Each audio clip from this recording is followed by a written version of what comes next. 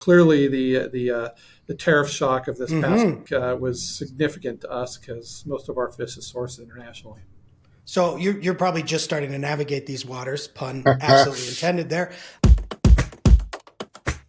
Welcome to Restaurant 365 Presents Behind the Numbers. This is a show where we talk to restaurant owners, operators, chefs, kitchen managers, CFOs, and everyone in between about what makes a successful restaurant tick. Before we get started, just a quick reminder, please like, subscribe to the show wherever you're watching. Please consider leaving us a review. It really does help. And it helps us continue to bring you these incredible guests and conversations we've been having while growing and supporting our amazing restaurant community. And with that, I'm your host, Mark Cohen. And I'm Rich Sweeney. And we're excited to be here today with Paul Potvin, CFO of California Fish Grill. Paul has more than 25 years of experience in the restaurant industry and has been the chief financial officer for California Fish Grill since 2014. Before entering the restaurant business, Paul was part of Mattel Inc., managing SEC reporting and worldwide consolidation. Woof. And Paul started his career as an auditor for Deloitte & Touche LLP and holds an MBA in finance from Loyola Marymount University and an undergraduate degree in business economics from UC Santa Barbara. Paul, welcome to Behind the Numbers. Thank you, Rich. Thank you, Mark. Great having you. Happy to have you here. We love to dig in, and right from the beginning, we always like to start with kind of a big question. So what would you say right now is like the most important thing that you do in your restaurants day to day, week to week, whatever it might be? What's the most important thing that owners, operators, everybody should be doing? So, obviously there's a saying out there that the restaurant business is simple, but simple is hard. And so, one of the key components for, my job and my responsibility in this organization is to measure as much as we can, because the more things you can measure, the more things you can control. And so, it's about having IT systems in place. It's about having everything that the operator needs to be able to execute the best shift possible with the right amount of staff on and, the right amount of product in store and everything that goes into that. So, we're here about making sure the guests enjoy seafood. Our mission is to liberate the love of seafood, and we do that one plate at a time. I love it. I love the mission statement. So let's talk about some of the measurements. I'm curious to know. So how long have you been on R365? We've been on it since about 2016. I joined in September of 2014, and when I did, we were on QuickBooks. We had manual payroll processes, and we had a POS system that had barely started using. We weren't even putting labor into it at all. And so we were as basic as it got. And when I got here and looked at what we had, I said, okay, we need to get an ERP system put into place to help this thing grow. At the time, we had 8. We had just opened our 9th restaurant. Okay. And we had 2 more in the pipeline, and that were under construction. And we had nothing planned in 2015. So I said, hey, let's take this downtime together to build a foundation that we can build off of and grow a restaurant chain from. And there were, my aspect was one of it, which is implementing systems. We had an operator that came in and implemented training programs. We had a culture here where we had just a few people that had saw the P&L. So restaurant operators never actually saw a P&L. So we had embarked upon having monthly meetings with our general managers and teaching them what food cost is, teaching them what labor cost is, teaching them, what controllables are, and going into, how they can help control all of that. And so it became an educational process for them. It was pretty cool. Yeah, that is pretty cool. And so 9 years later, how many locations do you have now? So we're at 58, and we have plans to open 10 this year. Wow. And for the first time, we are actually going across the country, and we're going to be opening up in Maryland and Virginia, 3 locations out east in 2025. And maybe one might slip into 26, but it happens. It happens. Yep. So so how many employees do we have now? About 1,450 employees. So no more manual payroll there, obviously. No more manual payroll. Now, no way. Please. Thank you. Goodness. No. And we always like to throw out some crazy number, like how many pounds of fish do you guys go through on a week, a month, a year? So we're responsible for purchasing about 3 to 4 million pounds a year of seafood. It's a lot of seafood, and we the supply chain for that is, it's not like I can drive to Oklahoma and get that. It's a worldwide supply chain, and we have a great importing partner that we work with, and make sure we have that. So clearly, the tariff shock of this past week was significant to us because most of our fish is sourced internationally. So you're probably just starting to navigate these waters, pun absolutely intended there. How you're about to open on the East Coast, so that's a whole other same distribution team you're going to be working with, or does it shift? So it doesn't shift. We worked with our importing partner on how we're going to get it from the west to the East Coast, and so we have that. And then our supply chain, our primary broadliner is going to be the same out there. Produce company, we're going to have to go and meet with them and get them on board with everything that we do. And same thing with our paper company, same company out here that just an East Coast presence. So we got good. We got to go out there. So that part of it is not as difficult. As it is kind of all the ancillary, the plumbers, that kind of stuff that we have to start from scratch and find some new people. That makes sense. And so yeah, wait. So were you trying to say you weren't going to just source all of your fish from Oklahoma? I figured California Fish Grill, you must be sourcing it from. No, I'm kidding. But with moving. It's funny to say that, Rich. The reality is these changes do look at that. Unfortunately, there's not a lot of seafood farming in America. There just isn't. And 60% of the seafood consumed worldwide, not just not with our brand, but worldwide, is farm seafood. And it has to be in order to have a sustainable source. Yep. Of quality product, and we have a sustainability pledge that we've made public to all of our consumers that we only buy and serve sustainable seafood, and so that makes it even more challenging. Right. Where we just can't we can't. As a matter of fact, we just ran out of mahi mahi. Our source of mahi mahi is they couldn't catch the fish this year. And so we could have gone and bought it from another source. Matter of fact, it was in Indonesia, but Monterey Bay Aquarium, who's our partner Seafood Watch program, they haven't rated that region. And so for us, it was, okay, let's stick with our sustainability pledge, and we'll just bring mahi back when we can get it, the next fishing season, which is probably around October, November. So sourcing seafood is difficult, and then obviously the shock of the tariffs, because it was going to be substantial to us. We source from Vietnam, we source from Indonesia, we source from India. So all of those were going to get hit substantially. So first thing I did, as a matter of fact, I was on vacation last week, skiing in Tahoe, had a great time. But I knew when the tariffs came out, I'm like, oh man, I know what I'm doing Monday. Got to go sit down and pull up Restaurant 365. I pulled up my ad hoc reports, looked at all my purchasing by that. I went and sourced it by region, calculated a tariff impact. We had a call with the board meeting with our board today on the risks, and we started that. But it didn't take me long because I had the data all at my fingertips. That's awesome. Yeah, that was something I was reading about recently, where it was kind of talking about, with all of the tariffs that are happening and how it's going to have an impact on food overall, but saying specifically, most people don't realize it, that the seafood centric restaurants are going to be hit the hardest because so much is brought in from all over with all of these different tariffs that are going to be coming in. So it was definitely something that I figured we would talk about a little bit today, but I also didn't want to poke at you too much if it was coming back from vacation and you were still kind of trying to unwind from it. Well, it's funny. We were talking internally about it. It feels like it's almost like a COVID shock, right? All of a sudden, you have this major impact to your business that you got to figure out, how you're going to approach it. Because you don't want to shell shock the guests with massive price increases. It's just not going to work. And if everybody's going to get price increases from every industry, whether it's your iPhone or whatever else, your cars, right? It's going to trickle down. So we're having to try to look at alternatives and options. And one of those is, we can source, since mahi-mahi is gone now for us, another wild option actually is out of the Pacific Northwest. It's a rockfish.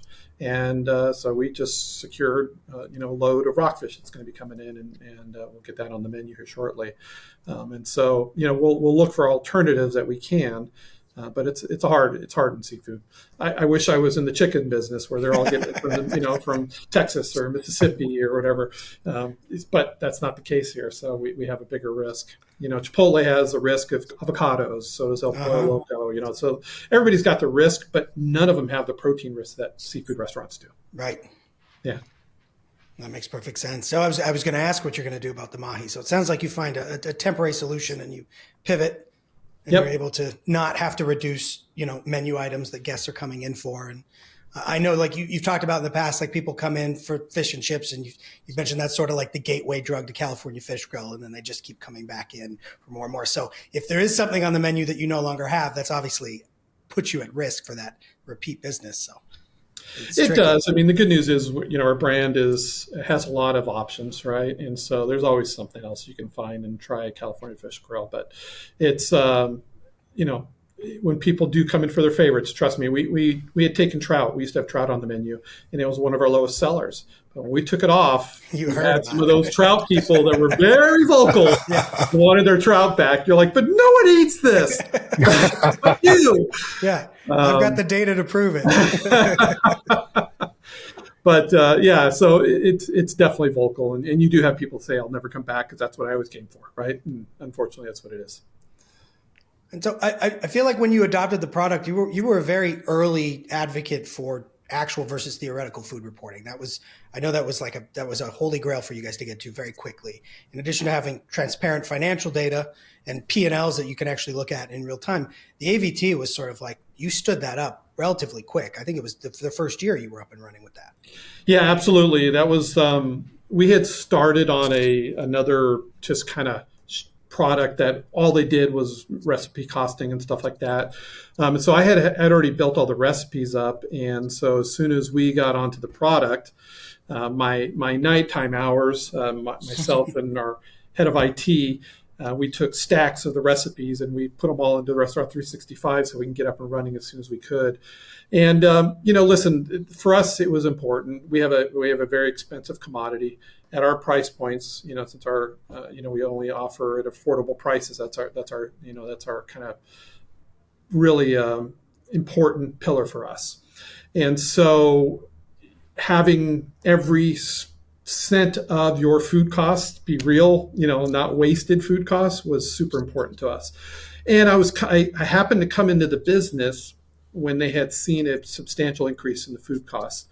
And, there wasn't an understanding of why.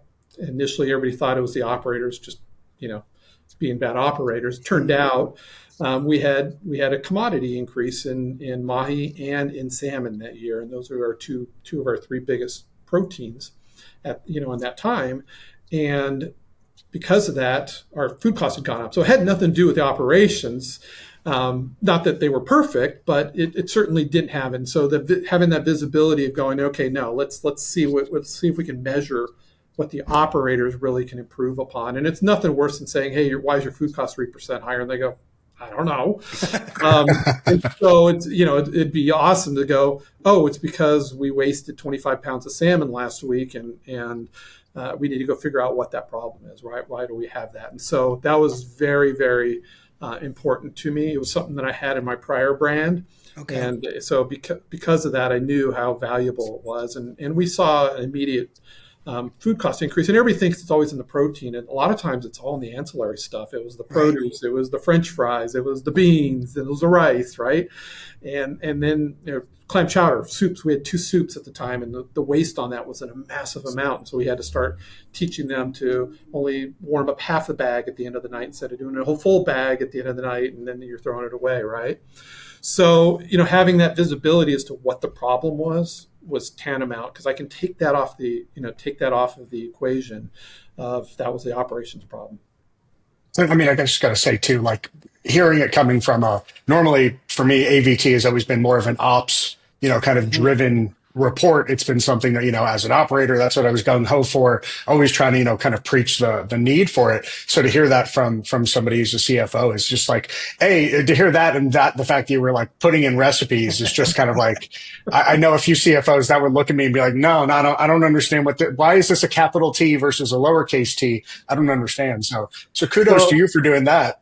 Well, not only that, I mean, you think about it. You have to go to the lowest common denominator in terms of building the recipes, right, and making sure that you get the conversions from the pack size down, and then you got all the prep recipes that go into that, and then it goes into the main recipe.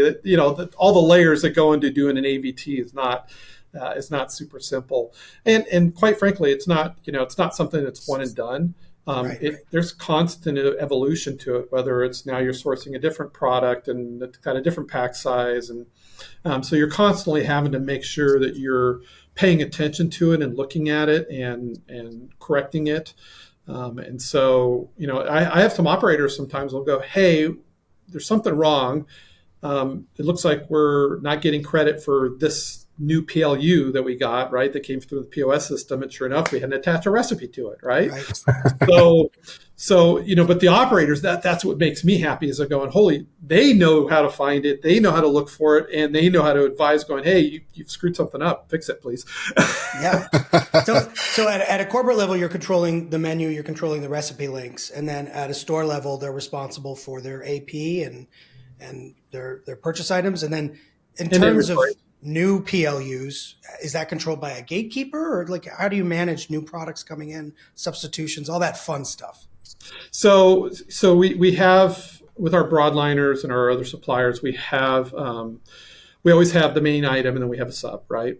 And so typically we've kind of got that pre-covered, but sometimes the sub isn't available, right? And they got to sub another sub, and then that comes into, and so it actually comes in through AP, and as you know, if it's not in there, it kind of sits there as its own item, going, you can't approve this invoice until this has been allocated to an item. So what ends up happening is the AP team will get together with myself or our chef, Louis Jackson, and go, hey, what is this for? What am I supposed to code it to? And then we get that set up and fixed. And then we get with that's our key to go, let's go check out what's going on with the supplier, going, what happened here? Why do we have this new item that we weren't aware of? And now, as you know, it's always their brand and their price is higher. So smaller pack size. You know what I'm talking about, Rich? Yeah. Way too many times that I have to have those conversations. Just like, what? Okay, I'm not going to fight with you. Nobody else has it in stock. But I mean, with that, kind of going through that whole process, building out the theoretical, getting all those recipes in. What kind of an impact did you guys start to see? Like, after you got that out running, we always preach to people that it's a great way to help tighten up your costs. Did you guys see some kind of noticeable marked impact on that? We did, and listen, as I mentioned, I've done this on 2 brands, and the first one we saw about 1% to 2% improvement on food costs, and it was no different here. It was the same story. Now, what shocked me again was where it came from. I expected to get it out of the proteins, and we were actually pretty dialed in on the protein, so it came from a lot of other stuff, and it was all incremental. There's no, it was surprising to me. It was a 10th here, a 10th here, a 10th there, and it all adds up very quickly. We probably have about 100 SKUs, so a 10th from 10 SKUs, and now all of a sudden you're at a point pretty quickly. And it does it. And, the other thing I had to teach the operators is, listen, don't dive in on something that's going to save you $15, right? Let's focus on the things that are the big parts of it. So, there's a flag on the AVT where it says do it as a percentage of sales. So I just focus on the right and go, hey, let's go to the right. Let's make sure we just looked at that area. That's what you need to focus on. Don't focus on the left where it says I've got 55% efficiency, and that's only worth $2, right? Exactly. Yeah. So it takes training, it takes discipline, it takes looking at that, and then once you got all the good stuff, ironed out, then you can go to the small stuff if you really want to. People breaking their brains to find, I'm missing 36 pounds of kosher salt. I'm like, it's a case of kosher salt. It cost us a couple of bucks. Like, don't look at that number. Look over here, the things that actually are making an impact. Exactly. My Restaurant 365 tip is just scroll right. Just scroll right. There's always something better to the right. And with the AVT, it's everybody goes to quantity first, and the dollars is. We should just flip that report and put dollars first. Yeah, you know what? You're probably not wrong about that. Right? Yeah, you're probably not everybody wrong. Just goes to that first column, and that's where they spend it. And the beautiful thing about that report is your ability to click in, and so if something's actuals off and it's really low, I go, okay, I'm wondering if there's an invoice missing, right? So you can click in there, you can start dragging down and look to see, okay, I know I get 3 deliveries a week from this from this company? Is it in there three times for that week? So, the ability to really troubleshoot, I find with that report is very easy because everything's clickable. And then your restaurants are all they're scratch kitchens for the most part, right? Everything.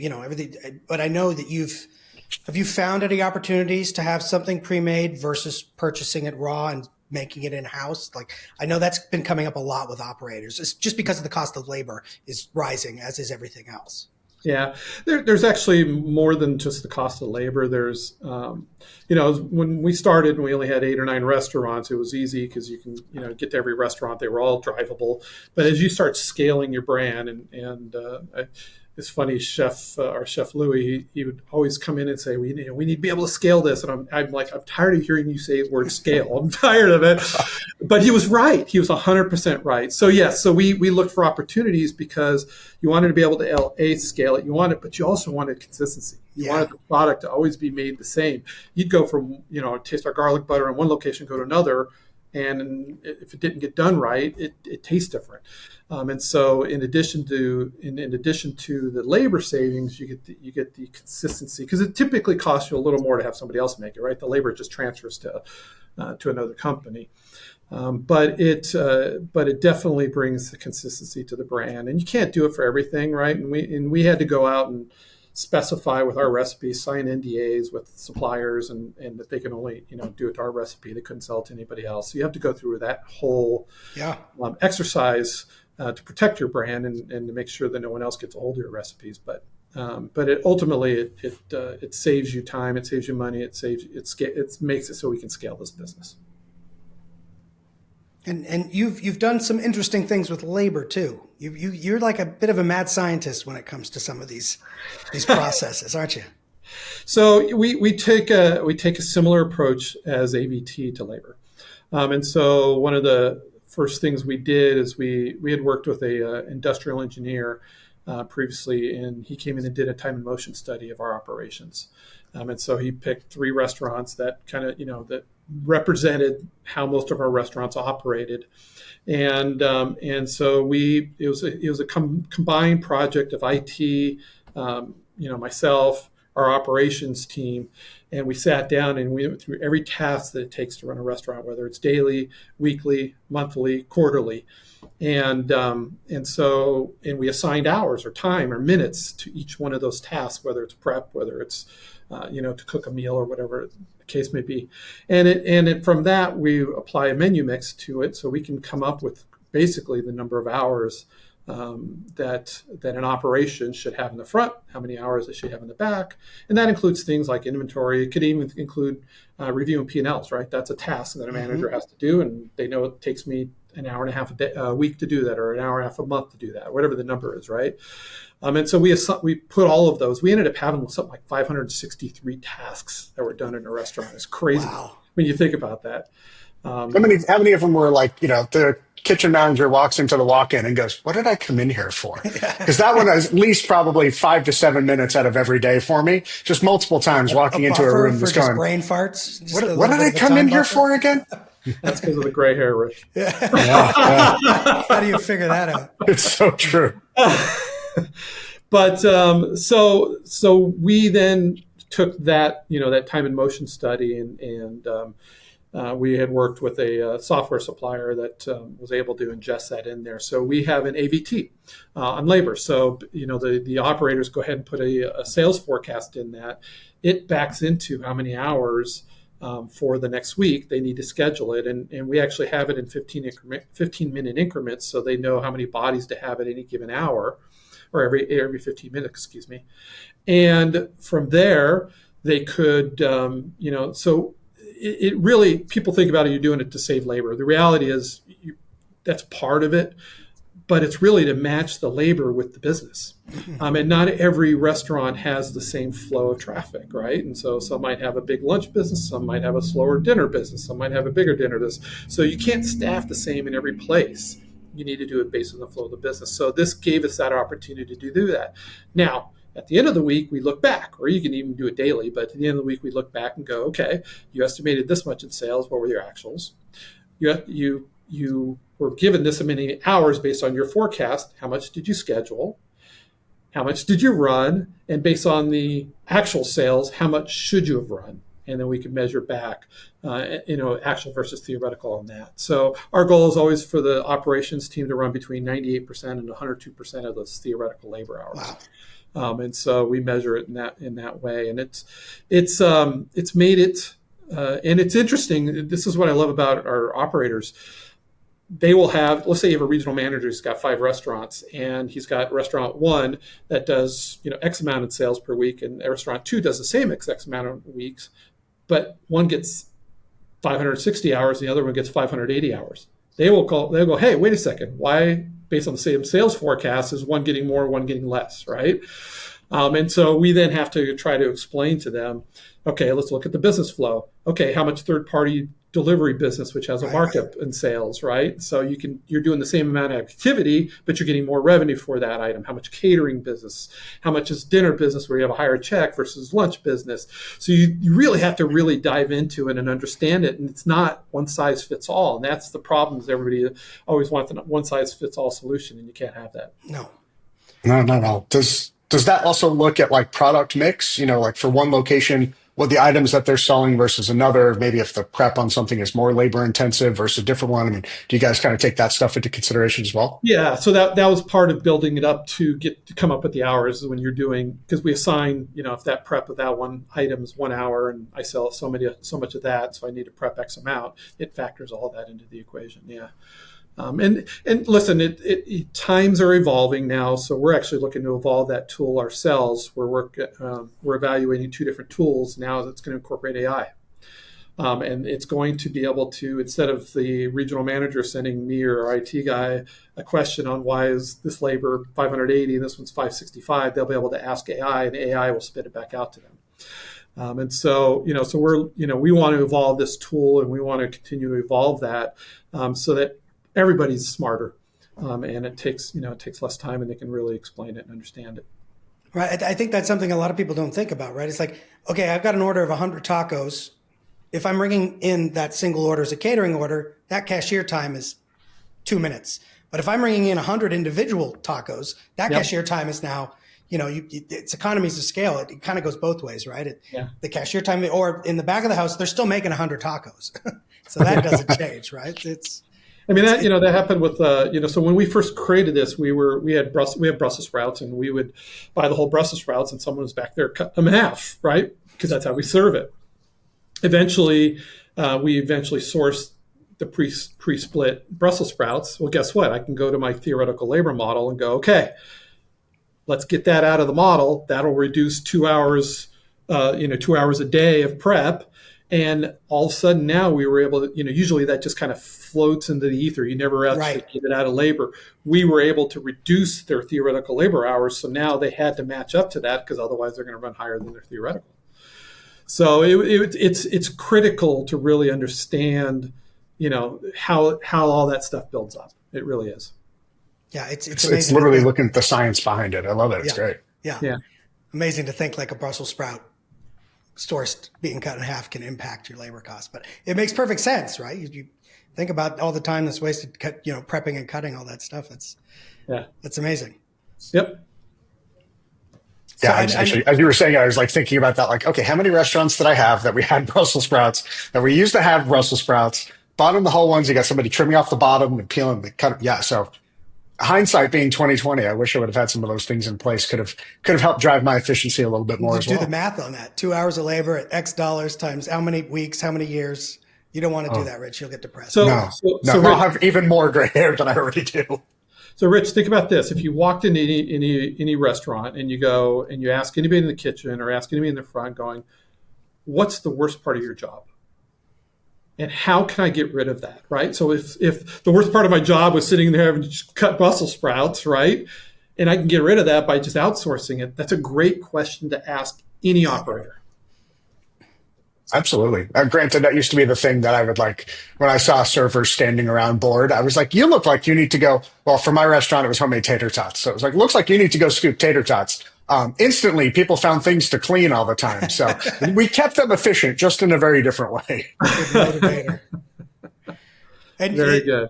Your inventory cycles, Paul, when you got there, you were counting everything once a year. You went to once a month. Now you're once a week. Is that That accurate? is correct. That is correct. Okay. So they used to count it once a year at the end of the year. Why, I have no idea, but they did. And back then, if you think about it, the count was great, but you had to assign a value, right? So then someone had to go into a spreadsheet and pull invoices and put on all the cost of goods for each one of those inventories. So we had an inventory value to book. And even when we went to once a month, we still maintained that until finally we got onto Restaurant 365. And, that was self-correcting, obviously. So now you've got a weekly AVT, a weekly AVT for labor, Yep. and a weekly P&L essentially. So that's amazing. That is correct. And, it's funny, we all know in our business, right, that those two, labor and food costs or cost of goods, that's, if you can nail people those, think it's simple, if you right? can nail those two, after that, it's, all the other stuff is kind of small potatoes. So the more you can nail that down, and you're going to have a more profitable business, no question about it. It's funny because we've always talked about like those three pillars of restaurant, right? It's like top line sales, labor, COGS. And I feel like in the last few years now, there's this fourth pillar emerging that's really all about like guest engagement, loyalty. Like, people aren't just coming in because your food's good or you're a value prop. They're coming in, they want to, because you're a sustainable seafood practice, right? They want to know what's your culture, how you're impacting the community. What's sort of driving you guys in that pillar, for guest engagement? So we've put an emphasis on that in probably the last year. We have a third-party delivery platform, Olo, that that we do all of our online ordering, and third-party all go through that platform, and we've also jumped on their Engage platform, which then gives us the ability to survey, right? And so we've now been measuring NPS for all of our locations, and tracking that and trending that over time to make sure that we're not missing anything. And listen, some weeks a restaurant's going to have a bad week, right? And they're going to have a 0 NPS, and the next week hopefully it bounces back and they're back in the 40s or 50s, and their life is good. But we just want to see that trend over time and make sure that continues to go the right direction. And it's funny, that's another one, where I said the more you measure, the more you're going to impact it. We've been able to do that. I mean, our NPS scores have probably grown by 10 points since we started measuring it. That's huge. And so, it's another perfect example of that. And then the key of that is also responding and engaging with the guests that didn't have the great experience. And so now we have that opportunity to do that, and we engage our regional managers into getting involved in that, and making sure we're inviting the guests back. So having the electronic tools to be able to implement that and start measuring that is really important to us. And and then just recently we rolled out a new app, and we rolled out a new website, and we just added an offers tab into, because we don't have a traditional loyalty program based on the cost of our proteins, and the fact that our value proposition is so strong. Discounting is not a traditional option for us, and so smart. A loyalty program is another form of a discount, right? Yeah. And so we're trying to surprise and delight through that, and offer our loyal guests opportunities to, perhaps like one of the things we did was a free ship skewer upgrade. If you came in and ordered an entree, and so, but you had to be on our app, you had to be engaged, part of our loyalty, or part of our ecosystem, so to speak. Our Fin Club is what we call it, and as long as you're part of the Fin Club, you'll get those opportunities, and it's right there in the app now. There's an offers tab, and it's easy to redeem. We could we have scanners at the kiosk now, where you can do that, or you can go to the cashier. Either way, so it's that's a good point. So kiosks, are you using those at all your stores? We are using it all but one, where you literally hit the cashier in like 2 steps. So there's no place for it there, right. But we have it everywhere. We saw that as an opportunity a few years back. Coming out of COVID, during COVID, it was tough to staff the back, right? No one wanted to work in the kitchen because you thought you were going to get COVID from your coworker. Once we got through that, the front was actually really hard for us to staff. getting cashiers because you're interacting with the public. You're trying to get people to wear masks, not wear masks, right? All that craziness that was going on. And so people just didn't want to be cashiers. So out of necessity, we found ourselves going, okay, we got to find a solution that's going to help with this problem. And so we said, let's go ahead and we started, and this was a test after a test after a test. We started with one kiosk, and we maybe got like 8% of the people going and using the kiosk. So that wasn't going to help, right? And so then, but we had it off by the door. And so we said, okay, this isn't working. Let's try it. We had 3 cashier stations. Why don't we move 2 of the kiosks over to the where the cashiers are at normally, and we'll leave 1 cashier off to the side. And then we took one of our cashiers around. So we used to have 3. We said, okay, we can eliminate 1. We took one of them around to be a kiosk ambassador is what we called it, right? So they just sit in the front and help guests. And initially it was absolutely needed because guests were frustrated and whatnot. Now, if you walk into our restaurant, half the times they'll go, no, I got it. I don't need any help. I've even, during Lent, we all go out to the restaurants and work in the restaurants. So I've even gone to be a kiosk ambassador in a restaurant recently, and most of the guests go, no thanks, I got it. Yeah. So anyways, so the kiosk was really helpful in that area. I'll tell you, it helps with order accuracy, right? Restaurants are loud, and cashiers don't always get it right. Like we have 2 styles of catfish. You can either get it grilled or fried. If someone said, I'll have the catfish, and you didn't ask them, which one do you want? Guess what? They got the wrong things. So now the guest is being able to do that themselves. And our whole ecosystems, before COVID, we went on, we always had our online ordering. We were already on third-party delivery. So we were going towards a digital ecosystem. COVID ramped that up. Forced it, yeah. It was like on steroids, right? Everybody went to it. And so, the more we got back into the restaurant, it made more sense for us. I always thought this was going to be our kiosk, right? Right. But the reality is it's turned out great. So in store now, between 60 and 70% of our transactions are transacted at the kiosk. Wow. And the ones that aren't, we still have cash, we still accept cash in most restaurants. That's because they got to go to the cashier, right?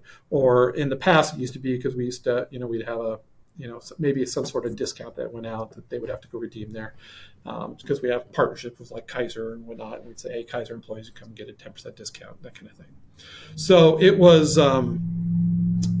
was crucial for us to do this, and it's really worked out in the long term. There are some growing pains. Trust me, I was in a restaurant one time, and had a woman walk in, and she walked right by the kiosk, and I hate these things. They're stealing jobs.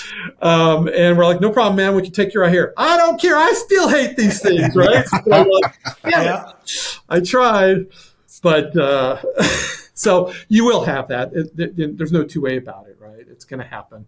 I guarantee you that woman is now like kiosk master. She's at the grocery store, self-checking herself out. She's ordering everything. She's figured it out. Yeah. So, but bottom line is we had a solution, right? And the other thing you have to consider is you got to make sure you're meeting ADA compliance, right? And so having a cashier helps with that as well. So that's why we've always maintained, at least that one cashier. It's important. Absolutely. I mean, you guys are leaning into the tech on that side of things. I guess, have you and Chef ever considered the tech protein alternatives? I feel like I've seen more and more random, either fish substitutes or some, people kind of marketing this like non-fish fish option. Have you guys ever considered that or thought about it, or what's your thoughts on that in general? I have polarizing feelings on it, but I'm curious what you guys who specialize in fish think about it. So obviously there was a period of time a few years back, right? The plant-based became the word du jour. And so we did look at our own plant-based seafood options. And there was a period of time that we had it in the restaurant. We had a plant-based seafood, shrimp, a plant-based tuna, and a plant-based fish and chip. And they were all excellent products. As a matter of fact, we had chef. We were meeting with a supplier of our oil, and this gentleman used to be a chef. And our chef brought out the plant-based tuna and puts it in front of him, says, "Here, taste this. Let me know what you think this is." and he was naming off, bluefin tuna, this, right? He was naming off all these different fish, and we're like, yeah, no, none of it. He's like, then what is it? We're like, it's plant-based. It's like, what? Because it had the white lines through it. I mean, it looked legitimately real. And there's actually another company that I'm just kind of watching. They haven't gotten FDA approval yet in the U.S. They do have internationally where they can sell it. It's called Blue Nalu, and it's cellular-based seafood. So they're growing it themselves. And so you can get bluefin tuna which is a $30+ fish, right? And they'll be able to sell it for a lot cheaper because they're literally just growing the protein.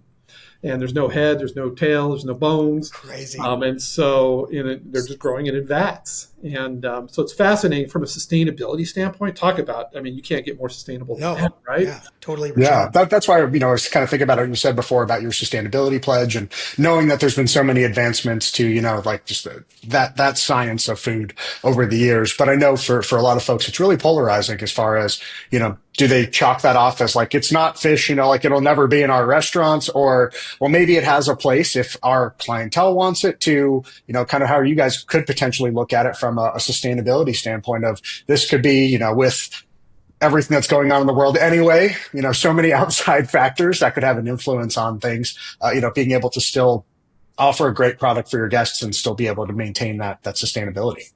Yeah, and it's funny because people refer to it as Frankenfish, right? You don't know, it's grown in a lab. So it's you're going to have those people, but then you're going to have people that understand the mission and understand the benefits of it. And as long as it's not going to kill them, the FDA approves it, and everything's going to be fine.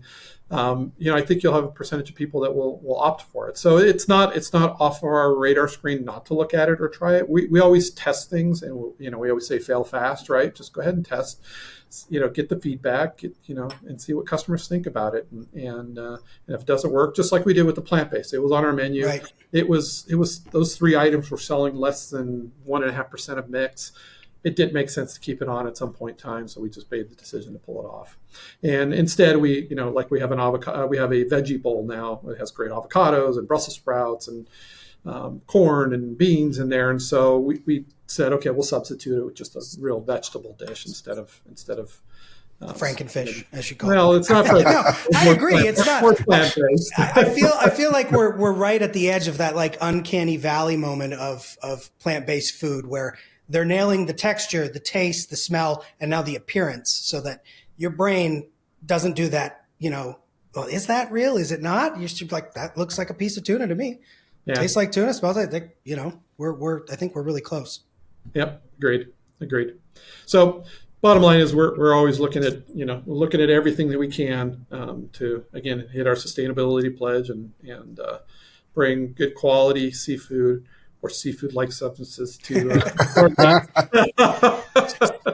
California Fish-like Grill. I can see it. We're not rebranding. Terrible. I got to ask the question though. Going to the East Coast, West Coast, East Coast, is California Fish gonna have a lot of beef? It was a terrible pun. The only thing worse than dad jokes are former chef jokes because we just try to make them work with more food in there. It was kind of like, trying to do the whole rivalry thing, knowing it was going to fail. So here's the thing about our brand and our offering is if you go into Maryland and you go to Virginia, you're really not going to find something like us.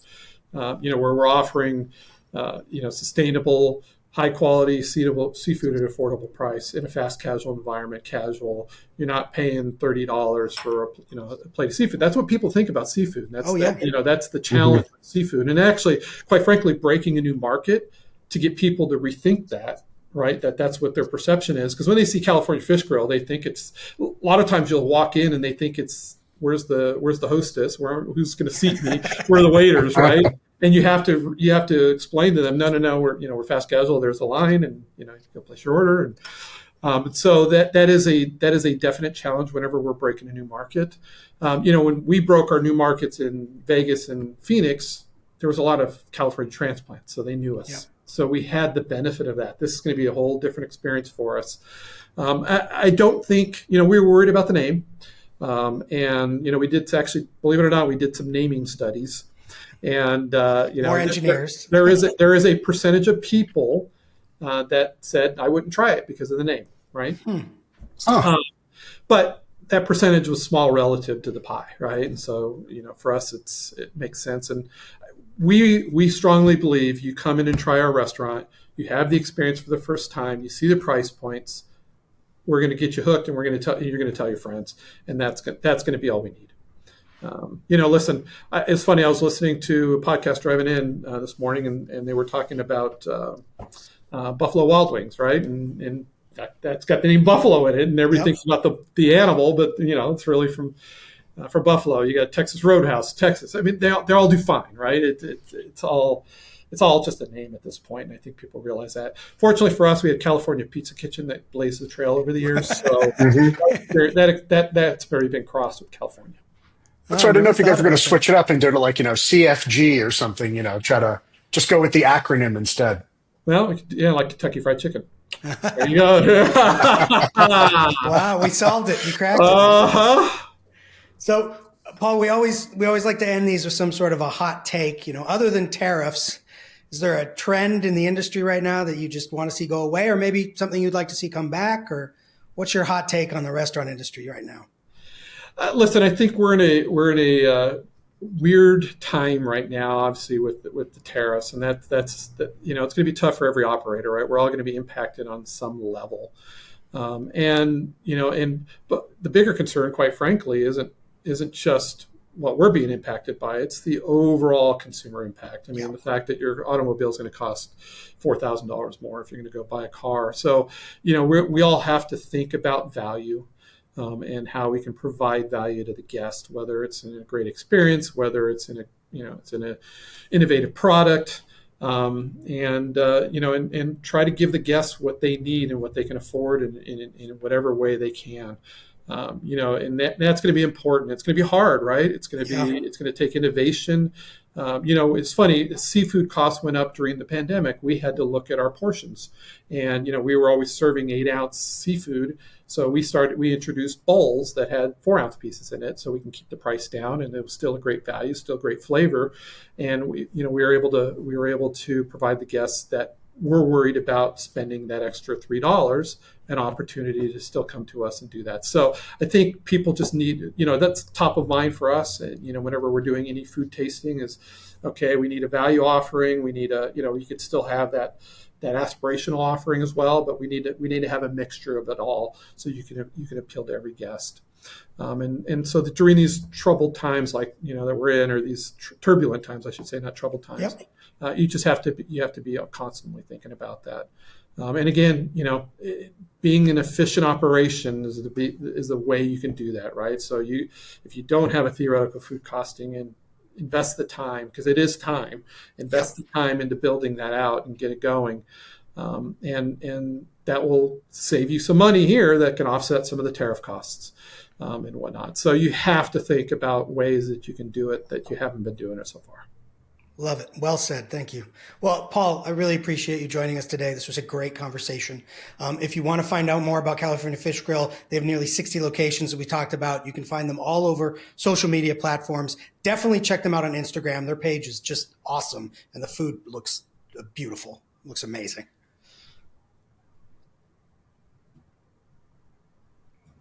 Oh, Rich, you're silent, buddy. I tried to click back on the other thing so I could read the copy and make sure I don't flub over myself, and I accidentally clicked myself on mute. Okay. We can just edit that part out if I wait long enough, right? Probably not. It's okay. I enjoy embarrassing myself a little bit. And of course, thank you all for joining us, for listening, for tuning in, catching us on wherever you like to listen to your podcast. We hope you have a great day, a great shift, a great quarter, wherever you are. And we hope that your restaurant does so well in these uncertain times. Don't forget, if you got time to lean, you've got time to listen while you clean. So like and subscribe anywhere that you can find your podcasts, YouTube, Spotify, Apple Podcasts, wherever you like to listen. And you can follow us across all social media on LinkedIn, Instagram, Facebook, and of course, you can always visit us at restaurant365.com. Thanks again, Paul, for coming on. Had a great conversation with you today. Rich, Paul, great chat. See you guys next time.